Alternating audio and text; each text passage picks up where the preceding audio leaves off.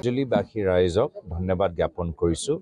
যোৱা লোকসভা নিৰ্বাচনত যথেষ্ট ইয়াত ৰাইজে নিজৰ মূল্যৱান ভোট প্ৰদান কৰিলে, আগবঢ়ালে আৰু সকলোৱে দেখি পাইছে যে সমগ্ৰ ভাৰতবৰ্ষৰ এইবাৰ লোকসভা নিৰ্বাচনত ভোট প্ৰদানটো অলপ সংখ্যাটো কমি গৈছে।